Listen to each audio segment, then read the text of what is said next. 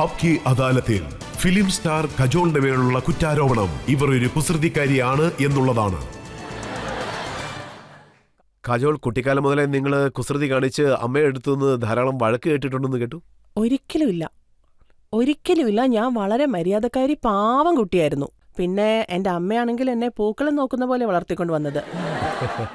എന്നെ അമ്മ വഴക്ക് പറഞ്ഞിട്ടേ ഇല്ല. ഞാനാണെങ്കിൽ ഒരു തെറ്റും ചെയ്തിട്ടുമില്ല. ശരിക്കും പറഞ്ഞാൽ ഞാനൊരു മോഡൽ ചൈൽഡായിരുന്നു. എന്റെ അമ്മ അറിയായിരുന്നു, നിനക്ക് നിന്നെപ്പോലൊരു കുഞ്ഞുണ്ടായിരുന്നെങ്കിൽ എന്ത് നല്ലതായിരുന്നു. ഞാൻ ചിലപ്പോ കുറച്ച് ഒരിത്തിരി മാത്രമല്ല നിറയെ അടിയും കിട്ടിയിട്ടുണ്ടെന്ന് കേട്ടു. ഈ കള്ളത്തരമൊക്കെ നിങ്ങളോട് ആരാ പറഞ്ഞത്? നല്ല അടിയൊക്കെ കിട്ടിയിട്ടുണ്ട് ചിലപ്പോ. ഞാൻ നന്നായിട്ട് പഠിക്കുമായിരുന്നു. കുറച്ച് കുറുമ്പൊക്കെ കയ്യിലുണ്ടായിരുന്നു. പക്ഷേ അതിനൊക്കെ മുൻപ് ഞാൻ എന്റെ ഡിഫൻസ് പറയാം. കാരണം കൺസിഡറിങ് ഞാൻ ഈ ബോക്സിലല്ലേ ഇരിക്കുന്നത്, അപ്പൊ ഞാൻ എന്റെ ഡിഫൻസ് പറയണ്ടേ. അതായത് എന്താന്ന് വെച്ചാ, എന്റെ ചോദ്യം എപ്പോഴും ഇതായിരിക്കും എല്ലാരോടും. ഇപ്പൊ എന്റെ അച്ഛൻ്റെ അമ്മയുടെ ആണെങ്കിലും ബാക്കി ആൾക്കാരോടാണെങ്കിലും എന്നോട് ഇത് ചെയ്യരുതെന്ന് പറയുമ്പോൾ ഞാൻ ചോദിക്കും, ഐ എം ലൈക്ക് എന്തുകൊണ്ട്? എന്നോട് കാര്യം എന്താന്ന് പറയൂ. വൈ? അതിനുള്ള ഉത്തരം എനിക്ക് തരാൻ പറ്റുവാണെങ്കിൽ, അതെനിക്ക് മനസ്സിലാവുന്ന കാര്യമാണെങ്കിൽ, നിങ്ങൾ പറഞ്ഞ കാര്യം ശരിയാണ്, ഞാനിത് ചെയ്യില്ല. അല്ലെങ്കിൽ എനിക്ക് ഉത്തരം തരാൻ പറ്റുന്നില്ല എന്നാണെങ്കിൽ, അപ്പൊ ഞാൻ പിന്നെ കണ്ടിന്യൂ ഡൂയിങ് ദാറ്റ്. പിന്നെ എനിക്ക് അടി കിട്ടും അതിന് ശേഷം. പക്ഷേ അടി വാങ്ങിച്ചതിന് ശേഷം അതിന്റെ പരിണിത ഫലമായിട്ടൊന്നും സംഭവിച്ചില്ലേ? ഒരു 5 മിനിറ്റ് എന്തെങ്കിലും ഉണ്ടാവും കേട്ടോ. ഒരു 5 മിനിറ്റ് നല്ല എഫക്റ്റീവ് ആയിരിക്കും അടി. പിന്നെ ഇമ്മീഡിയറ്റ്ലി കരച്ചിലും ബഹളവും ഒക്കെ തുടങ്ങും ഞാൻ. പിന്നെ ആക്ച്വലി അമ്മ കൈ പൊക്കുന്നതിന് മുമ്പ് തന്നെ ഞാൻ കരയാൻ തുടങ്ങും. അതായത് എനിക്കിപ്പോ അടി കിട്ടുമല്ലോ എന്നും പറഞ്ഞിട്ട്. പക്ഷെ 5 മിനിറ്റത്തേക്ക് അതിന് നല്ല എഫക്റ്റ് ഉണ്ടാവും കേട്ടോ എനിക്ക്. പക്ഷെ താങ്കൾ എന്താ ചെയ്തെന്ന് വെച്ചാൽ, താങ്കളുടെ കസിനെ ഫോട്ടോഷൂട്ടിന് വേണ്ടി അയച്ചിരിക്കുകയാണ്. അതെ. പക്ഷേ അവിടെ താങ്കൾ ഫോട്ടോഷൂട്ട് എടുത്ത് ഹീറോയിനെയായി, പക്ഷെ അവർക്കൊന്നും സംഭവിച്ചില്ല.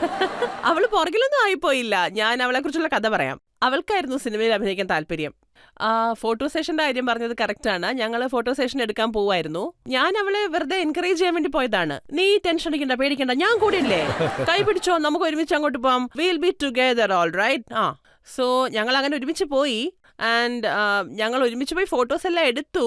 പിന്നെ അവൾക്കൊരു ആഡ്, അവിടെ അവൾക്ക് അഭിനയിക്കാനായിട്ട് ഒരു പരസ്യം കിട്ടി. അതിനുശേഷം രാഹുൽ അങ്കിൾ എന്റെ ഫോട്ടോസ് കണ്ടു. എന്നിട്ട് എന്നോട് പറഞ്ഞു, I would like you to do this film. ഞാൻ എന്താ പറയാൻ വരുന്നതെന്ന് വെച്ചാൽ, അവൾ ആഡ് ഷൂട്ടിങ്ങിന് വേണ്ടിയിട്ടാണ് പോയത്. അതിനുശേഷം ടയേർഡായി രാത്രി വീട്ടിൽ വന്നിട്ട് പറയാണ്, എന്നെ കൊണ്ട് പറ്റില്ല, can be part of this film industry, ഇത്രയൊക്കെ ജോലി ചെയ്യേണ്ട ആവശ്യമുണ്ടോ, അയ്യോ എനിക്ക് പറ്റൂല, എന്നെ വിട്ടേക്ക്, എന്നെ കൊണ്ട് വയ്യ. സോ നിങ്ങളുടെ ഫസ്റ്റ് ഡേ ഷൂട്ടിംഗ് എങ്ങനെ ഉണ്ടായിരുന്നു? ആക്ച്വലി എനിക്ക് ജോലിയൊന്നും ഇല്ലായിരുന്നു. ഞാൻ ആ ഫോട്ടോ സെഷൻ ചെയ്തപ്പോ ആ സമയത്ത് ഗൗതം രാജദക്ഷ് കഥ എഴുതുമായിരുന്നു രാഹുൽ അങ്കിളുടെ സിനിമയ്ക്ക് വേണ്ടിയിട്ട്, ബേഹുദി എന്ന് പറഞ്ഞ സിനിമ. പിന്നെ മിക്കിയാണ് എനിക്ക് അന്ന് മേക്കപ്പ് ഒക്കെ ഇട്ട് തന്നത്. സോ ഐ തിങ്ക് അവർ രണ്ടുപേരും എന്നെ അങ്ങ് അഡോപ്റ്റ് ചെയ്തു അപ്പൊ തന്നെ. അതായത് നീ എന്റെ മോളാണ്, നീ എന്റെ കൊച്ചുമോളാണെന്ന്. സോ അപ്പൊ അങ്ങനെ നോക്കുകയാണെങ്കിൽ ഞാൻ അങ്ങനെ അങ്ങോട്ട് അഡാപ്റ്റ് ആയി. And so Rahul uncle shooting start ചെയ്ത സമയത്ത് അവർ രണ്ടുപേരും എന്റെ കൂടെ തന്നെയായിരുന്നു മുഴുവൻ സമയവും. പിന്നെ ഞങ്ങള് ഷൂട്ടിങ്ങിന് വേണ്ടിയിട്ട് കാനഡയ്ക്ക് പോയി. അതൊരു 10-50 ദിവസം ഉണ്ടായിരുന്നു. അതും നോക്കിയാൽ ഞങ്ങൾ ശരിക്കും ഷെഡ്യൂളിലാണ് പോയത്. ആൻഡ് നോക്കിയാൽ അവിടെ എല്ലാവരും എന്നെ വളരെ നന്നായിട്ട് നോക്കി, നിറച്ച് ജോലി ചെയ്യിപ്പിച്ചു. ശരിക്കും നിറയെ ജോലി ചെയ്യിപ്പിച്ചു എന്നെ കൊണ്ട്. അതിപ്പോ ആലോചിക്കുമ്പോൾ എനിക്ക് തോന്നുന്നു അന്ന് ഞാൻ എന്തോരം ജോലി ചെയ്തെന്ന്. ഐ തിങ്ക് ഞങ്ങൾ അന്നൊരു 15-18 മണിക്കൂർ ജോലി ചെയ്ത് കാണും കാനഡയിലെ തണുപ്പില്. അത് ഭയങ്കര കഷ്ടപ്പാടായിരുന്നു. It was really. നമ്മുടെ ഡ്രസ്സ് നമ്മൾ നോക്കണം, ചെരുപ്പ് നമ്മൾ എടുക്കണം, everything we did by ourselves. So ഇപ്പൊ അതിനെക്കുറിച്ച് ആലോചിക്കുമ്പോൾ എനിക്ക് തോന്നും ചൈൽഡ് ലേബർ. ബട്ട് താങ്കളോടൊപ്പം ജോലി ചെയ്യാൻ ഒരു വ്യക്തി വന്നിരുന്നില്ലേ, അദ്ദേഹവും അതുപോലെ നോട്ടി ആയിരുന്നു. ഷാരൂഖ് ഖാൻ താങ്കളെ സൈക്കിളിൽ നിന്ന് തള്ളിവിട്ടെന്ന് കേട്ടു. കണ്ടില്ലേ, അദ്ദേഹത്തല്ലേ നിങ്ങൾ ഇങ്ങോട്ട് വിളിക്കേണ്ടിയിരുന്നത്. കൊണ്ടുവന്നിട്ടുണ്ടല്ലോ ഒരു പ്രാവശ്യം അദ്ദേഹത്തിന് ഇവിടെ. ഇങ്ങനത്തെ എന്തെങ്കിലും കളിപ്പിക്കലും മണ്ടത്തരവും ഒക്കെ ഉണ്ടെങ്കിൽ അദ്ദേഹത്തിന് വേണം ആദ്യം വിളിച്ചു നിർത്താൻ. നിങ്ങൾ വീഴുന്നപ്പോ പഴയ കാര്യങ്ങളൊക്കെ മറന്നുപോയി? സൈക്കിളിനും എനിക്കും തമ്മിൽ എന്തോ ഒരു പ്രശ്നമുണ്ടെന്ന് എനിക്ക് പലപ്പോഴും തോന്നിയിട്ടുണ്ട് കേട്ടോ. ഞാൻ എപ്പോ സൈക്കിളിൽ കയറിയാലും സൈക്കിളിലാണ് എന്തോ പ്രശ്നമുള്ളത്, അല്ലാതെ എനിക്ക് എന്ത് പ്രശ്നം ഉണ്ടാവാനാ? അതാ സൈക്കിളിന്റെ പ്രശ്നം തന്നെയാ. സൈക്കിളിൽ എന്തോ പ്രശ്നമുണ്ടോ, അതുകൊണ്ടാണ് ഞാൻ വീണത്. പക്ഷെ താങ്കൾ പഴയതൊക്കെ മറന്നുള്ളത് സത്യം തന്നെയാണ്. ശരിയാ അത്. പിന്നെ കരണും ഷാറൂഖും ഒരുപാട് കഷ്ടപ്പെട്ടു. അവരെന്തൊക്കെയോ ചെയ്തു എന്നെ വിശ്വസിപ്പിക്കാനായിട്ട്. ഞാൻ ആക്ച്വലി ലാസ്റ്റ് ലൈനിൽ നിന്ന് ഡാൻസർ ആയിരുന്നു. പിന്നെ സിനിമയിലെ നായിക വേറെ ആരോ ആണെന്ന്. പിന്നെ പറഞ്ഞോണ്ടിരിക്കും, നീ പുറകെ നിൽക്കുന്ന ജൂനിയർ ആർട്ടിസ്റ്റ് ആണ്, എക്സ്ട്രാ ആണെന്ന്. അതിനുള്ളിൽ തന്നെ എനിക്കെല്ലാം ഓർമ്മ വന്നു.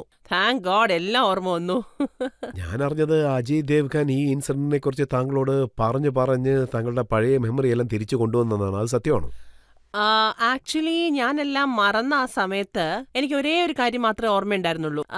അത് എന്താന്ന് വെച്ചാൽ ഞാൻ ഒരു കാര്യം മാത്രമാണ് പറഞ്ഞോണ്ടേയിരുന്നത്. അതെന്താന്ന് വെച്ചാൽ അജയ്ക്ക് ഫോൺ ചെയ്യൂ, where is Ajay, I want talk to Ajay, where is he. അദ്ദേഹം ഫോൺ ചെയ്തു ആ സമയത്ത് കൃത്യമായിട്ട്. അതിനുശേഷം ഞങ്ങൾ തമ്മിൽ സംസാരിച്ചതിന് ശേഷം എല്ലാം കുറച്ച് ഓർമ്മ വന്നു. താങ്കൾ താഴെ വീണ സന്ദർഭങ്ങൾ ധാരാളമുണ്ട്. ദിൽവാനെ ദുൽഹരിയ ലേ ജായെങ്കിൽ ദീവാനെ പാട്ടെടുക്കുമ്പോൾ വീണെന്ന് കേട്ടു. ആ സോങ്ങിന്റെ സമയത്ത് ഷാറൂഖ് ഖാൻ തള്ളിവിട്ടോ? ഐ നോ, ഒരു പ്രാവശ്യം എന്നെ സൈക്കിളിൽ തട്ടിയിട്ടു. അതിനുശേഷം DDLJയിൽ ഇങ്ങനെ എടുക്കുന്ന സമയത്ത് അറിയിട്ടു. പറഞ്ഞതുകൂടിയില്ല, ഷോട്ടിന് വേണ്ടിയാണെന്നാ വിചാരിച്ചത്.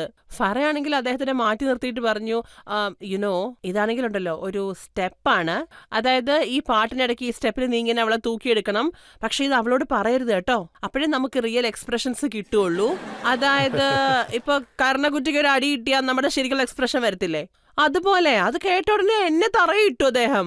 ആ എക്സ്പ്രഷൻ നിങ്ങൾ കാണണം. ഞാൻ ജെന്യുവൻലി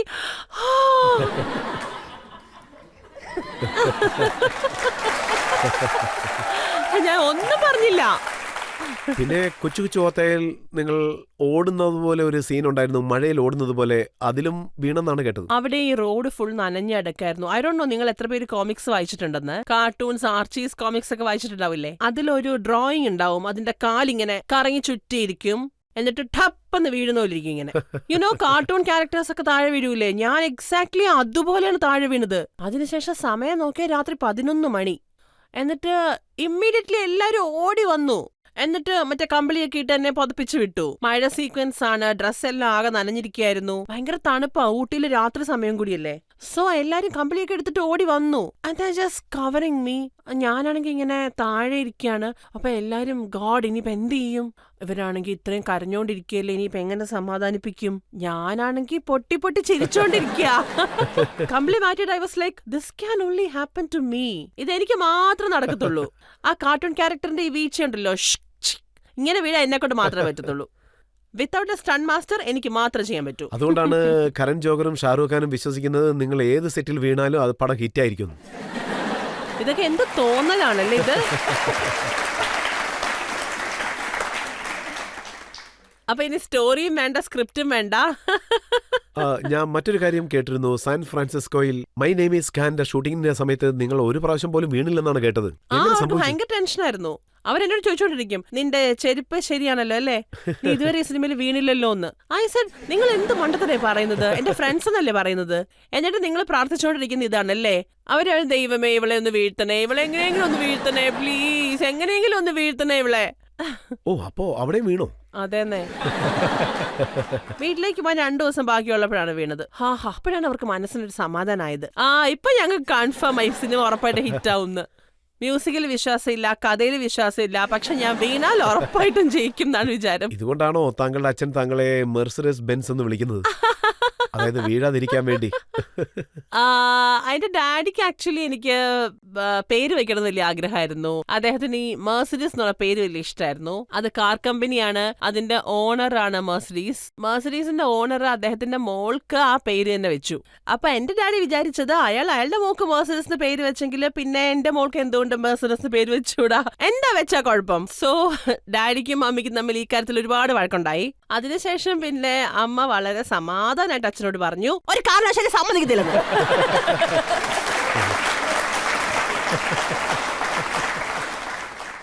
സോ ഇവൻച്വലി അതും എന്റെ പേര്. താങ്കളുടെ അച്ഛൻ താങ്കൾക്ക് വേണ്ടി പാട്ടെല്ലാം പാടുന്നു പറഞ്ഞു. തീർച്ചയായിട്ടും.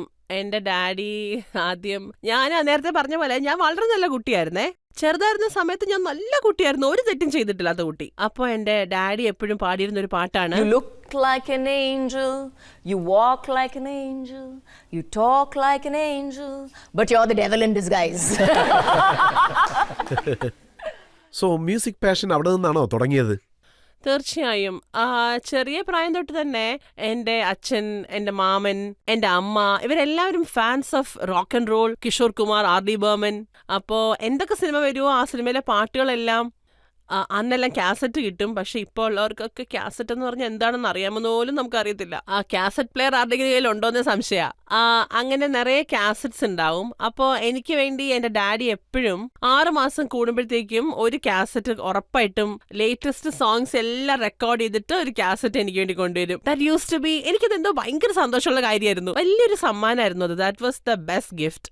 പക്ഷെ ഒരു കാലഘട്ടം വരുമ്പോൾ താങ്കൾ ആ മ്യൂസിക് എന്ന് പറഞ്ഞ താങ്കൾക്ക് ഇഷ്ടമുള്ള കാര്യം ഒതുക്കി വെച്ചു. അതിന്റെ കാരണം എന്താണ്? അതെനിക്ക് അങ്ങനെ ഐ തിങ്ക് നാച്ചുറലി എങ്ങനെ ആയി എന്ന് എനിക്ക് സത്യം പറഞ്ഞാൽ ഓർമ്മയില്ല. ഞാൻ എപ്പോഴാണ് ആ പാട്ട് കേൾക്കുന്നത് നിർത്തിയെന്ന് എനിക്കറിയില്ല. എനിക്ക് തോന്നുന്നു നിസ്സ അപ്പോഴത്തേക്കും ജനിച്ചിരുന്നു. പിന്നെ അവള് ജനിച്ച സമയത്ത് എന്ത് നടക്കുന്ന വെച്ചാൽ നമ്മളൊരു അമ്മയായി കഴിഞ്ഞാൽ ഏതൊരു കാര്യമാണെങ്കിലും നമ്മളതിൽ തോക്കാൻ പാടില്ല എന്ന് വിചാരിക്കും. ഇത് ശരിക്കും എല്ലാവരും സമ്മതിക്കേണ്ടി വരും. നമ്മൾ ഒരു കാര്യത്തിലും തോക്കാൻ പാടില്ല നമ്മുടെ വിചാരം. കരിയറിൽ നമുക്ക് തോൽവികൾ ഉണ്ടാവാം, പക്ഷെ നമുക്കത് ഹാൻഡിൽ ചെയ്യാം. മാരേജിലും ഫെയിലിയർ ഉണ്ടാവാം, അതും നമുക്ക് എങ്ങനെയെങ്കിലുമൊക്കെ മാനേജ് ചെയ്യാൻ പറ്റും. ഇങ്ങനെ നമ്മൾ എന്ത് കാര്യം ചെയ്യണമെന്ന് വിചാരിച്ചാലും അതിൽ ഫെയിൽ ആയാലും നമുക്കത് മാനേജ് ചെയ്ത് പോകാൻ പറ്റും. പക്ഷെ പേരന്റ്ഹുഡ് എന്ന് പറയുന്നത് അങ്ങനത്തെ ഒരു കാര്യമാണ്. You can't accept the fact that you could fail at this.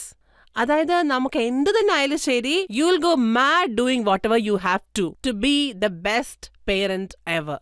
And Nysa ജനിച്ച സമയത്ത് നോക്കുകയാണെങ്കിൽ ആദ്യത്തെ ഒരു 3 വർഷം സിറിഞ്ച് എടുത്തിട്ട് അതിൽ 10 ml ഉണ്ട്, 7 ml ഉണ്ട്, 6 ml അല്ല 3.5 ml ആണ്. ഡോക്ടർ 3.5 ml ആണ് പറഞ്ഞത്. ഇതില് 3.5. നിങ്ങൾ എന്തിനാ 4 ml കൊടുക്കാൻ പോയത്?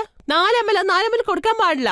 ദാറ്റ് വാസ് മീ ആദ്യത്തെ 3 വർഷം. അതിനുശേഷം ആദ്യത്തെ 3 വർഷത്തിന് ശേഷം ഐ സഡൻലി റിയലൈസ് നിസ്സ കുറച്ച് വളർന്നു. പിന്നെ ഞാൻ കുറച്ച് റിലാക്സ്ഡ് ആയി. പിന്നെയാണ് എനിക്ക് പെട്ടെന്നൊരു റിയലൈസേഷൻ വന്നത്. 3 വർഷമായിട്ട് എനിക്ക് ഇഷ്ടപ്പെട്ട പാട്ടുകളൊന്നും ഞാൻ കേട്ടിട്ടേ ഇല്ല. എന്റെ CD ഒക്കെ എവിടെ പോയി, എന്റെ കാസറ്റ്സ് ഒക്കെ എവിടെ പോയി, എനിക്കൊന്നും മനസ്സിലായില്ല. And then I realise that ഞാൻ ആ ടേപ്പ് റെക്കോർഡർ പോലും ഞാൻ ഓൺ ചെയ്തിട്ടില്ല. അതായത് ഞാൻ ആ TV പോലും തൊട്ട് ഓൺ ചെയ്തിട്ടില്ല എനിക്ക് ഇഷ്ടമുള്ള പാട്ട് കേൾക്കാനായിട്ട്. And then I was like, this is not me. ഞാനിങ്ങനെ അല്ലല്ലോ. ഇത് എനിക്ക് അത്ര ഇഷ്ടപ്പെട്ടൊരു കാര്യം, എനിക്കത് അത്ര വലിയൊരു പാഷനായിട്ടിരുന്നൊരു കാര്യം, അതെങ്ങനെ ഞാൻ മറന്നുപോയി. പക്ഷേ അതങ്ങനെ അങ്ങ് നടന്നു. എങ്ങനെയോ പതുക്കെ ഞാനതെല്ലാം അങ്ങ് മറന്നുപോയി. അതെനിക്ക് മനസ്സിലാക്കാനേ